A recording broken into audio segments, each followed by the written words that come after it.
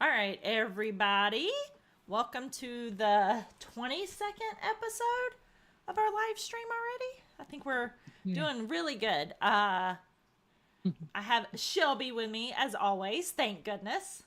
Let's make sure your audio is working. Say hey, Shelby. Hello, everybody. Um, Hopefully, let me see on my phone if that popped up. I have Shelby with me as always. Thank goodness. Yep, it's working. Perfect. Make sure your audio is working. Say hey, Shelby. All right, before anybody has really started watching, we know it's working. Okay, so welcome back to our weekly live stream.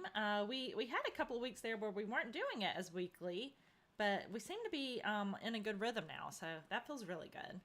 Um, Yes. this week we're going to talk about a bunch of newbie questions and answers. Um, and next week we're going to be at ICAST, so hopefully we can do a live one together next week on the water. That'll be exciting.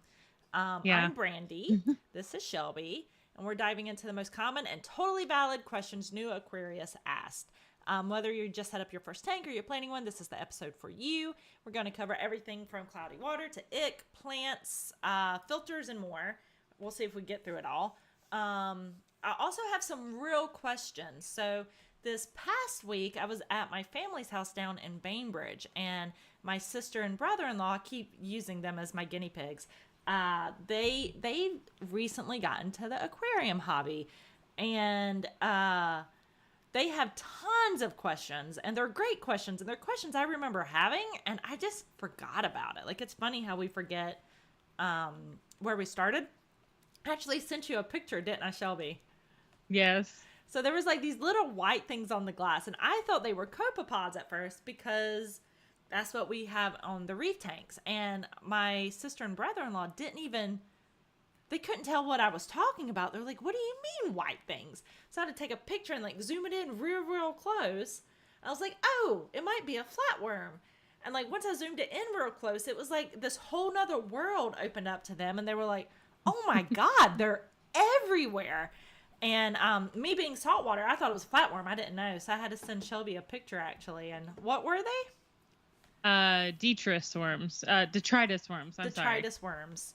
So what do they do? I don't know anything about them. So they just pretty much live in the substrate. They kind of just go around. You get them from a lot of detritus build up in the substrate.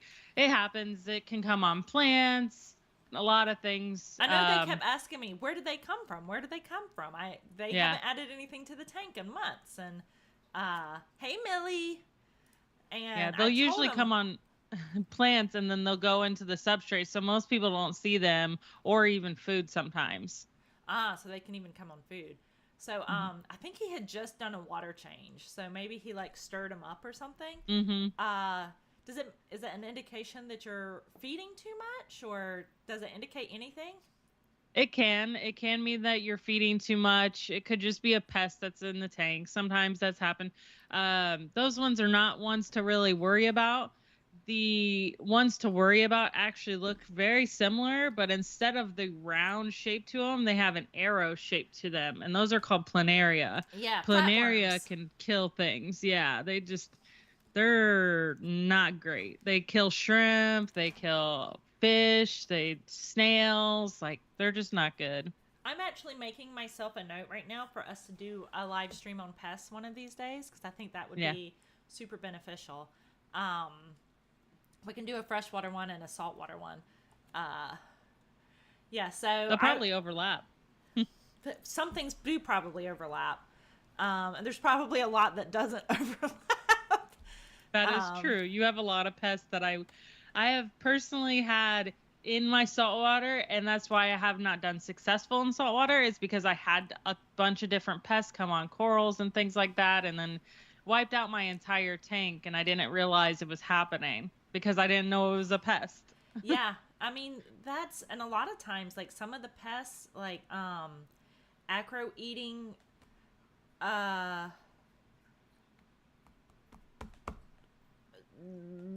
flatworms. I was saying the word. I'm like, what are they? Acro eating flatworms. They're so tiny. Like I would have never even noticed them. Like someone had to point them out to me in photos. like a healthy coral next to an unhealthy coral, and I still would have never ever seen them. Like they're so tiny. Like your mind just has to adjust to them. Same thing happened with me with Monty Pora eating nudibranchs.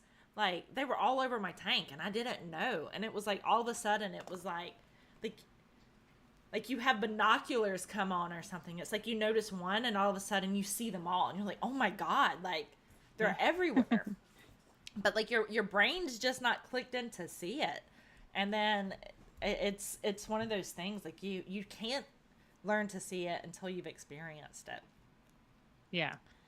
All right. So most of these questions are coming directly from Jamie. Thank you very much, Jamie, for pulling these all up for me. First question. So water testing and chemistry can be a little confusing, especially when you first started. But even now, like there's times I'm like, I don't really understand that chemistry thing. First question he asked, how often should you check the levels? Which is a great question. What is that answer, Shelby? So it varies, but for beginners, definitely, I would say you should you need to cycle your tank. That's a thing that people don't realize when they're beginners. I think that happens a lot. People think that they could just go home.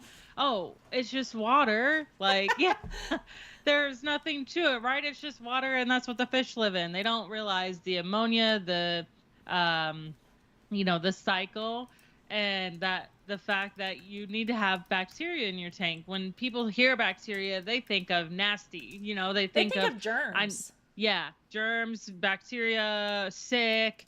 They don't think that there's good bacteria that we have. Most people are actually, this happens in our cells to the tanks, to other things.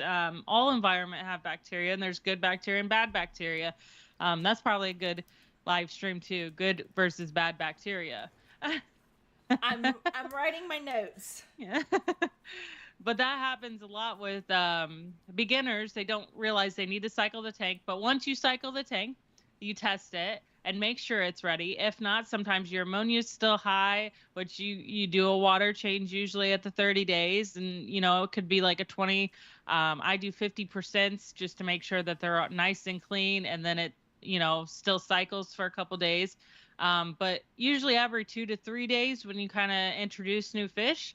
And then once it's established, you could, this is different for beginners to when you get used to it. I would say, couple, every week you could do. And when you first add those fish and you're kind of going along to make sure that everything's going good, that there's no weird fluctuations in parameters. And then once you go from there, you'll know how often you need a test. Usually when you see signs in the tank that, you got to check for. Yeah, I've used this analogy before, but I love it. It's training wheels, right? Like think of all the stuff that we say for beginners as training wheels.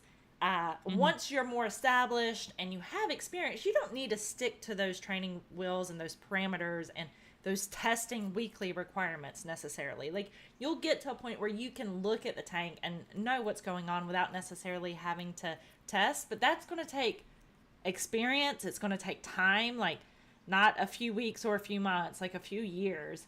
And anytime you try a new plant or a new fish, like that should restart. Like consider yourself brand new on all this stuff again.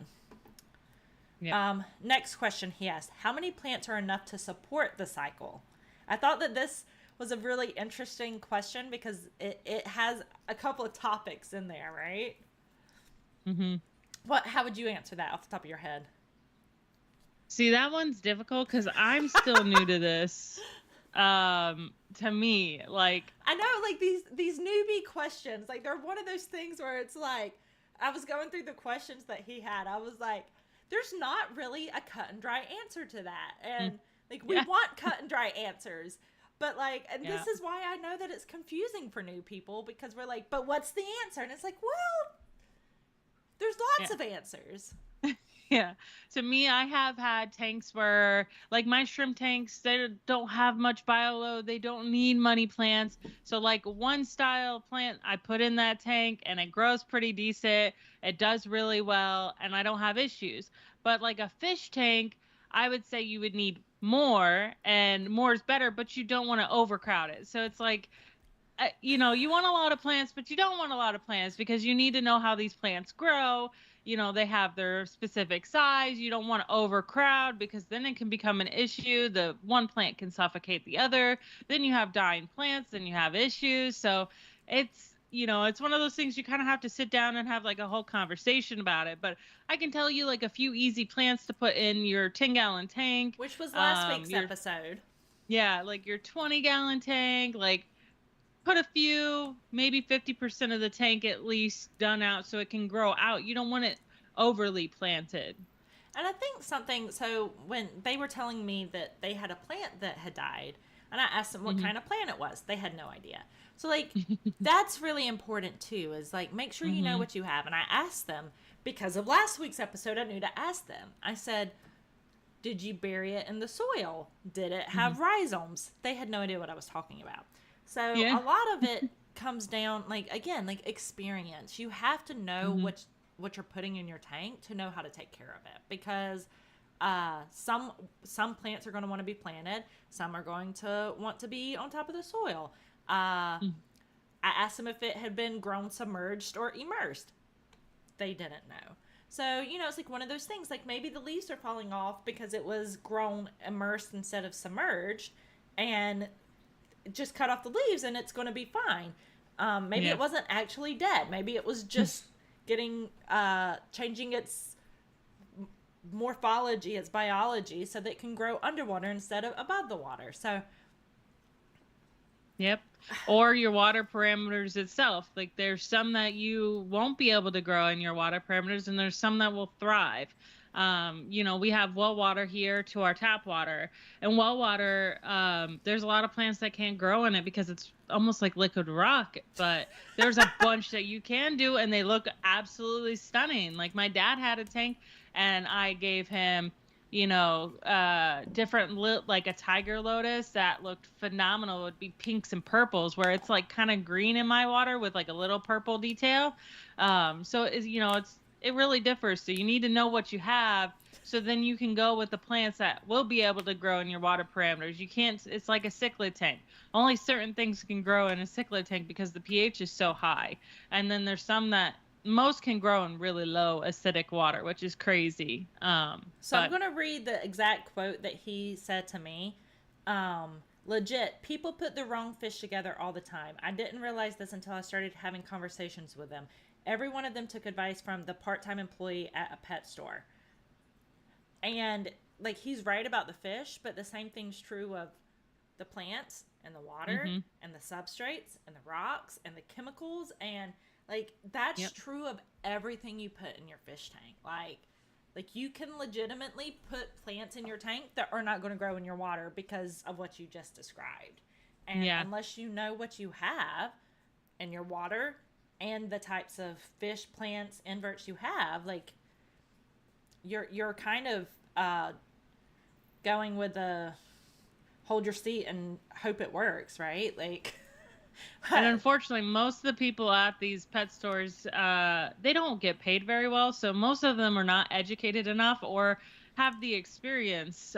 Most of the people that have the experience don't work at a retail store. Some pet stores, like mom and pops, will know what they're talking about and will be able to help you.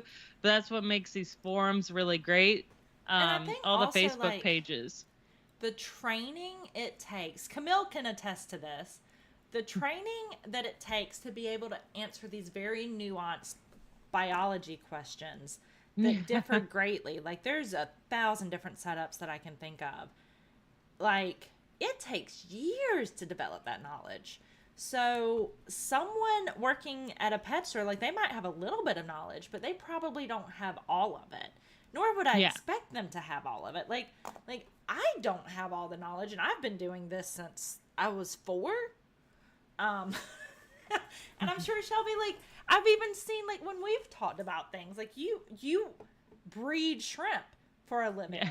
And there's things you're like, oh, I didn't know that's how it worked. Like, Yeah. like anybody who thinks they know everything about this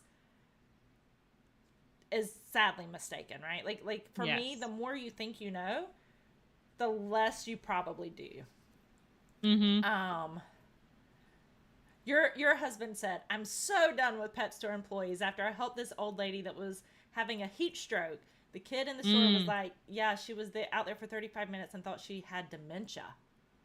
Aw, Yeah. that's He sad. literally saved her life. She was having an episode and was left out there pretty much. No one was stopping to help her.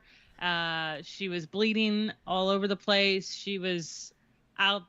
She was definitely having like a heat stroke or something, and didn't have her memory, nothing. The ambulance ended up coming and taking her, and was like, you Wow. pretty much saved her life. And it's like the pet store, the people know them. The lady was out there. I'm like, and she'd been out there for a while. I'm like, why didn't you go check on her? Like, why didn't you make sure she was okay? That's crazy. This Yeah, is he was. why I like fish more than people. Yeah. My sister sent me a shirt that said, I have more fish tanks than friends. And I'm like, well, for some people that might, like you, Shelby, that might not be saying a whole lot. But I'm like, that's probably true for me. I 100% have more fish tanks than friends. By a lot, right? Yeah. Yeah, it's hard to beat 500 friends. I don't think I even know 500 people. Um, Geek Boy says he knows everything about nothing. That means I'm going to trust your opinion on things a lot more. Yeah. I think that's something too. Like my son will get annoyed with me sometimes. He's like, "You say you don't know so much," and I'm like, "I think the more you start to learn things, the more you realize you don't know." Like, Hmm. and just about the time, like I feel like I have my hands around something, I'm like, okay, this must mean I really have no idea how it works. Still, like I know enough to get myself in trouble and to look dumb, not enough to actually be competent in this. I But always take the concept that you don't know anything, especially when you think of the concept of the fact that there's several languages, and normally we only speak one, maybe two, generally. But think about all the languages you don't know. So I will always say I don't know a lot, because I yeah, don't even know the languages, and that's a lot. yeah, I agree with that. There's a lot more I want to learn. That's for sure. Hmm. Um, I don't know how we got on that topic. Oh, we were talking about how many plants are enough to support the cycle, and it depends. Uh, and again, supporting the cycle, that's one of those things. Even that depends, right? It Hmm. depends on how big the tank is, what your fish load is like, how often you're feeding. Um, all of those things are going to make the cycle look very, very different. Um, his next question was, what is the nitrogen cycle and why does it matter? So we have an entire episode on that. So I should probably link to that somewhere on here after we get done. But basically, the nitrogen cycle, everything you put in your tank is going to break down into ammonia. Ammonia is bad. Ammonia can be transferred into nitrite. Nitrite is also bad. Nitrite can be transferred into nitrate. It can also be bad, but it's not as bad as the nitrite. So, this is a natural cycle that happens in your tank. And when we talk about cycling your tank, that's what we're talking about, is letting the bacterial load build up so that anything you get put in your tank pretty quickly, like within minutes to hours, gets transferred from ammonia to nitrite to nitrate. And that's that cycle. And then the nitrate is not as bad for your fish as ammonia or nitrite. You still don't want nitrate levels to get super high. It's why we do water changes to reduce the nitrate, but it's not nearly as toxic as ammonia or nitrite. All right, my next list of topics. We're definitely going to have to make this a 2-part series, maybe 3 parts, because we're at 20 minutes already. um, Geek Boy said, how many plants to support the cycle? All of them. All right. Tank maintenance and water issues. So the next question, how do you know when it's time to clean your tank? So this one is definitely controversial, but All these I questions are always say controversial. They're great questions. They're such great weekly. questions. Yeah. Weekly for sure is what we preach on. Those If are the not, training wheels, right? The training wheels is yeah. weekly. Yeah. And if not bi-weekly, sometimes people can't get to it constantly. So I would say 10% weekly. If you can't get to it weekly, you at least need to do like we do 25 bi-weekly if you don't get that 10%. But the better you stay on a routine, the best way to put that is stable is good. Stable is what you want. So you need to be able to constantly do it. And I know a lot of people do this where they don't like do water changes at all. Then they'll go through and see something wrong, and then they'll do like 100% water change and then fill it back up. And then it just causes like a chain reaction of problems. And they're like, I don't know what's wrong. Like the water parameters are fine, but it's like all these other things. It's like you just, change the water parameter, the temperature for the tank all of a sudden, and now the fish are not happy It because reminds me of that meme you when know, people say, like, the dog that's sitting in the room that's on fire. And it's like, everything's fine. And it's like, it's fine. Yeah. your I'm like, parameters are something's not not fine. fine. Something's not right. And even, Usually that can happen. If you remove too much good bacteria, that can happen too. It's just a lot could happen real fast if you try to do that. That's why it's better to prevent this from happening. And to prevent this from happening is to do slight water changes all the time. yeah, I think it's relative too, right? So, if you do a 100% water change, it's possible that your water parameters are perfect, but your Hmm. plants and fish may have gotten used to not perfect conditions. So, Hmm. you've like acclimated them to bad water over time because they've been slowly, the water's been, nitrates have been going up and trace elements and minerals are going down, and then all of a Hmm. sudden you like righted that balance. Well, what they're used to is not that. So perfect is relative. um Thanks, fish fam. Yeah, please like this video and subscribe. um and then the bacteria, that's something that people forget about, and like I preach about all the time. Like, and I think the detritus worm kind of brings that up too. There's so much happening at a tiny microscopic or almost microscopic scale that we're Hmm. unaware of. Just because chemistry, according to a test kit, is where it's supposed to be, doesn't mean that everything going on in your tank is perfect. And Yeah. again, like, experience, like, you can't beat experience in this hobby.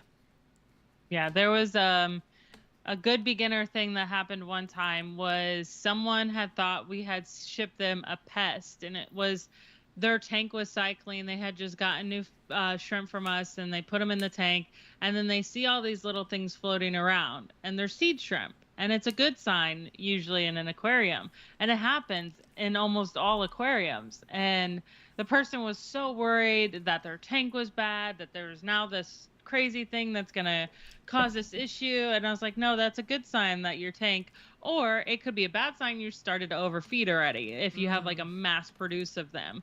But people get so worried about them, and I'm like, no, they're great. They'll do their little thing, and then you'll see them once in a while. But yeah, it freaks people out sometimes to see them little floating around. I think an example in saltwater is rocks. People will ask me a lot. Our reef rock are really white. They're really pretty. But new people will say, "Oh, I started a reef tank and I couldn't keep them white." And it's like, yeah, white rock and reef, if you're keeping a saltwater tank, is a bad sign. Um, Yeah. because it should start to turn purple or red or green depending on what type of uh, I don't know why I just blanked on this word. Uh, the coralline growing in the tank. Um, and coralline is an indicator that your tank is ready to start adding corals. A lot of times, it means that it can, like, the chemistry and everything is supporting life. Um, and if That's you have a cool. white rock, it means that something's bad Nothing's with grown. your tank. So Yeah. you don't want your rock to be white, but it seems pretty to someone who's new who might not know that. Yeah. What are some signs that you might need to do a water change? So cloudy water is a big one.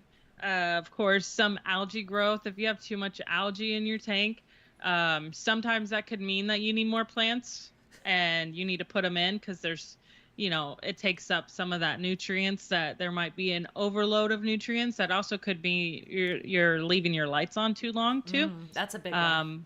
But I do typically, the way you remove algae is more water changes, less light, and make sure you manually remove some of it. And less feeding, right? Yes, less feeding. I know, I'm very good at that too.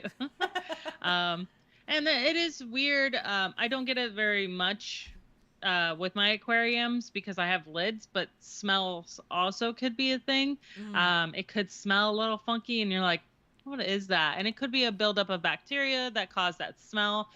So it's always good to, rinse out those filters. Sometimes they get a little too much bacteria in it, and it's just like, it's just gross. Yeah. Well, so bacteria is going to be just like your skin cells, right? Like they're going to die and replenish. So you do need to get rid of the dead bacterial cells to leave room for living bacterial cells. Like they're not immortal. They're not Highlanders. That was an old callback, right?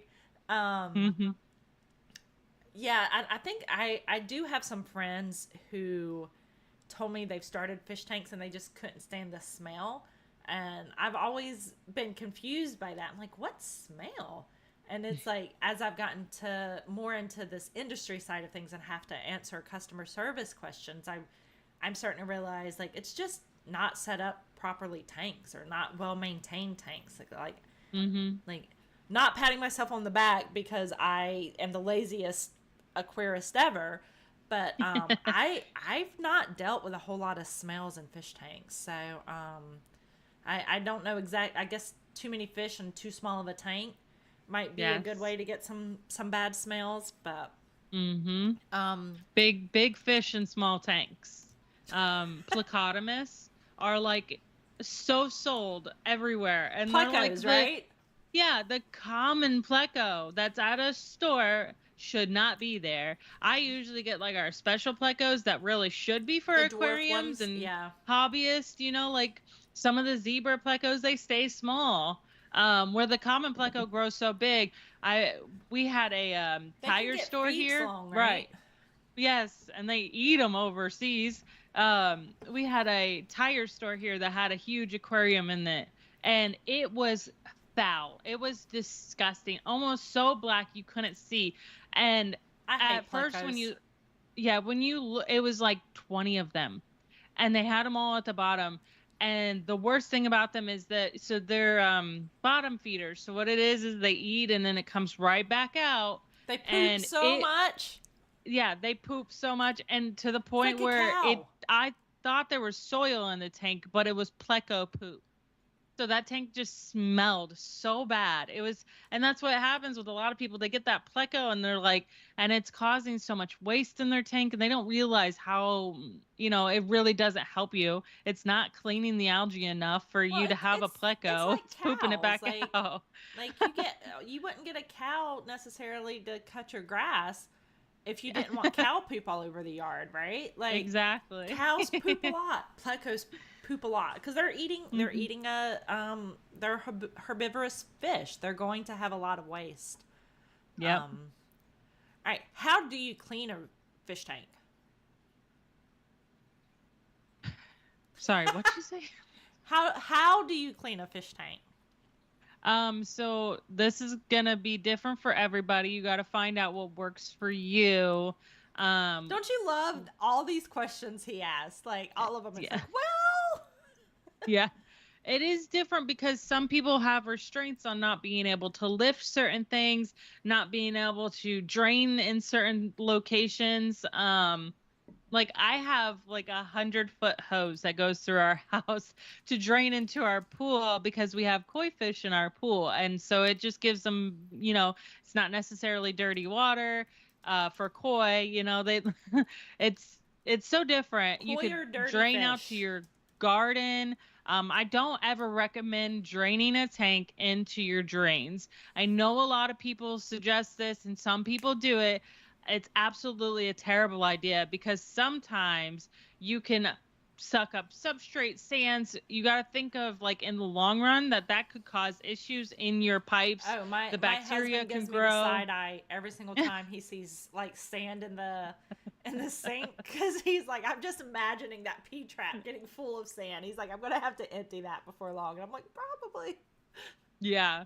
Like, if you have like a good trap or something you could do before it, then that's not that big of an issue. Or you have like a filter on the beginning of your siphon. We typically do not siphon substrate. We have shrimp, they don't need that to be done. That's why we don't like put leaf litter, things like that can break down in the tank.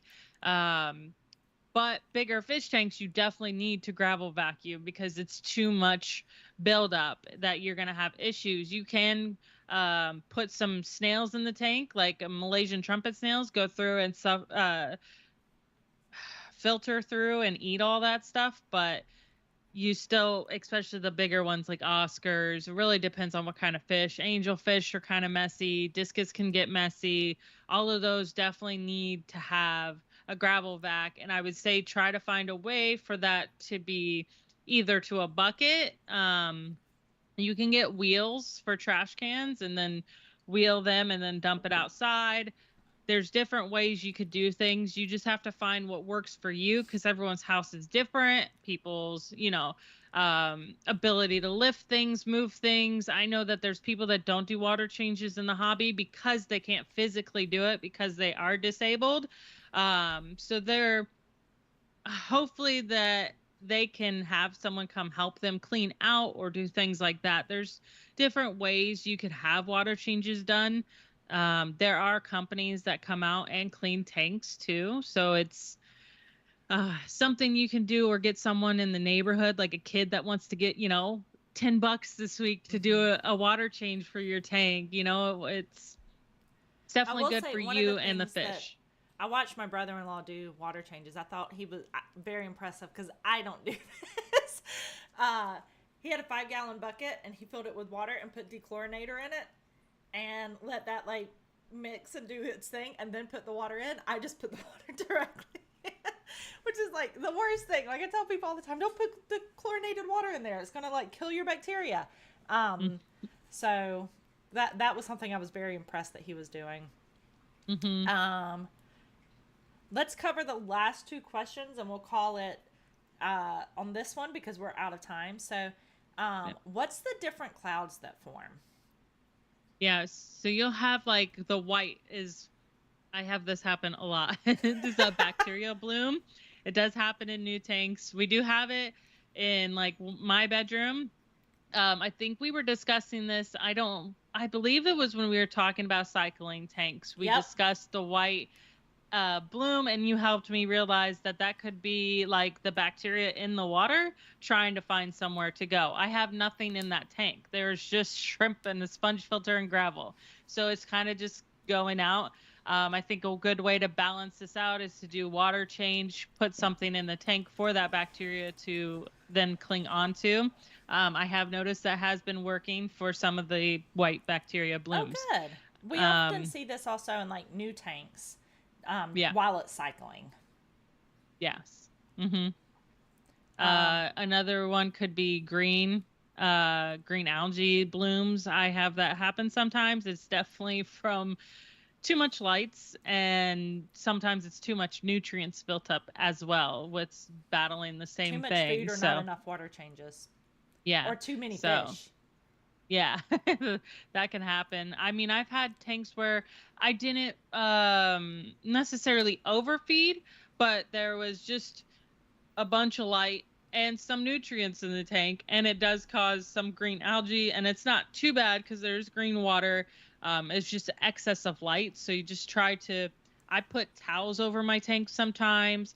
I completely black them out for a couple days. It won't hurt any of the inhabitants. Plants can go a couple days where they're not so bad. Just think of like a cloudy sky, because we have those natural days where there's like no sun at all. So that's a good way to balance that out. Now, the last color that I have listed is brown. I've never experienced brown water. Have you?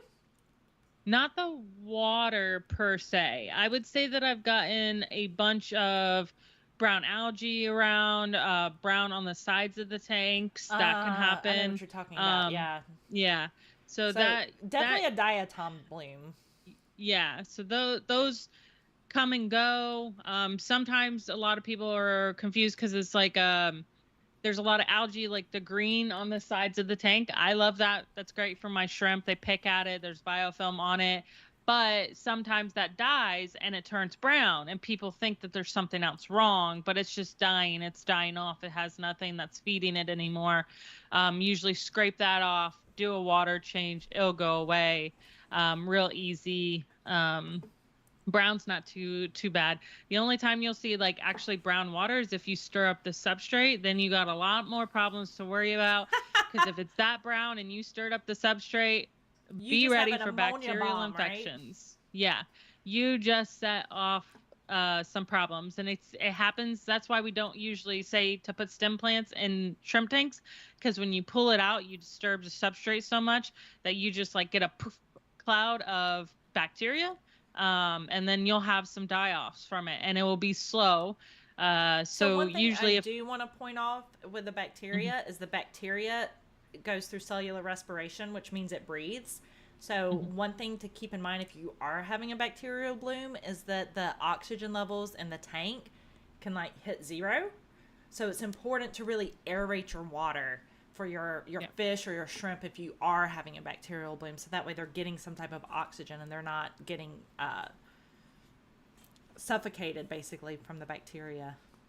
Yeah, that's why we always recommend a water change when that's happening too, because Yep. you're replacing the oxygen in the tank when you're doing that cycle and the water going back in the tank. So, All right. There's one more question, but we're at 36 minutes, so I might hold us for now. It's about algae. We'll talk about that next week. yeah. Thank you guys for watching. As always, I hope this 30-minute little live stream is working out well for you guys. Let us know in the comments what you'd like to see us talk about or anything you'd like us to change. And we will see you next week at iCast. Bye, guys. Take care.